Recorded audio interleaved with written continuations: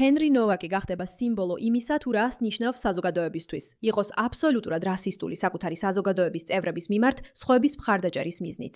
მოდით მოусმინოთ, რას ამბობს ჰენრის მამა ამ ყველაფერზე. ნაფიცმა მსაჯულებმა დაადასტურა ის, რაც ყოველთვის ვიცოდით. ჰენრის სიცოცხლე უკანონოდ, ძალადობრივად და უმიზეზოდ წაართვეს. ჰენრის არაფერი დაუშავებია. გასული წლის დეკემბრის მესამე რიცხვში ჰენრი ღამის გასვლის შემდეგ სახლში ბრუნდებოდა და თავისი უნივერსიტეტის ფეხბურთის გუნდის თანაგუნდელებთან ერთად, როდესაც შეხვდა ვიკრამ დიგუას, კაცს, რომელიც ბრიტანეთის ქუჩებში ღიად ატარებდა დიდ დანას. იმ დანით ჰენრის სიცოცხლე წაართვეს. ჰენრი რამდენჯერმე დაჭრეს და როცა მისი გულმკერდის სისხლით აივსო, გაქცევა სცადა. მას ვიკრამ დიგუა და სხვები მისდევდნენ, შეურაცხყოფას აყენებდნენ და იღებდნენ ვიდეოზე.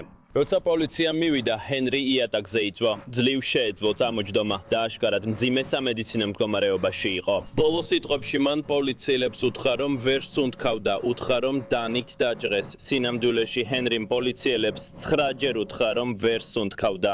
მან უთხრა, რომ 4 ჯერ დანით დაჭრეს. ერთ-ერთი ოფიცრის პასუხი იყო, არ მგონია, რომ დაჭრილი იყო ძმაო. პოლიციამ განაცხადა, რომ მკვლელმა ისინი შეცდომაში შეიყვანა და რომ ადგილზე მისვლისას სიტუაცია რთული იყო. სამწუხაროდ ჩვენთვის სიმართლე ბევრად უფრო მარტივია. პოლიციას როგორც ჩვენს შვილს, ასევე მოქალაქეს, რომელმაც 999-ზე დარეკა, უთხრეს, რომ გაიგეს ვიღაცამ დაიყვირა, რომ დაჭრილი იყო, მაგრამ პოლიციამ მათ არ დაუჯერა. ჰენრი გაათრიეს ხრეშზე, ხელები ზურგს უკან დაუჭირეს და ხელბორკილები დაადეს. იმის ნაცვლად, რომ მომაკვდავ მსხვერპლად მიაჩნიათ პოლიციამ, ჰენრი ოფიციალურად დააკავა თავდასხმის ბრალდებით და წაუკითხა მისი უფლებები. ეს იყო ბოლო რამ, რაც მან მოისმინა.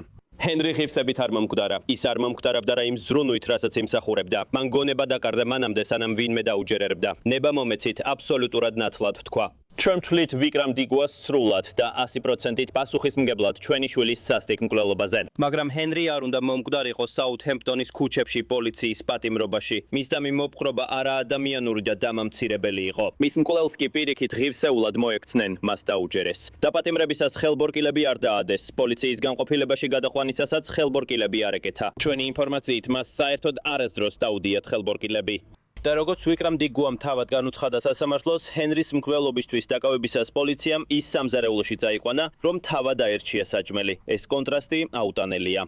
სისტემის თავხედობაა, რომ ახალდაზრდა კაცი უბრალოდ მოკვდეს, მაშინ როცა მისი მკვლელი სამზარეულოში საჭმელს აძლევენ მხოლოდ რასიზმის გამო. ეს სიგიჟეა. ყველა ამას რასიზმის მაგალითად იყენებს და დიახ, ეს მნიშვნელოვანია. მაგრამ ეს იმდენად სამარცხვინოა, რომ პოლიციელები უფრო მეტად ეშინიათ, რომ რასისტებად მოიხსენიებენ, ვიდრე იმის, რომ ვიღაცის სიცოცხლე დაიკარგოს. აქამდე მივედით. აი ასეთი ცუდია ჩვენი საზოგადოება.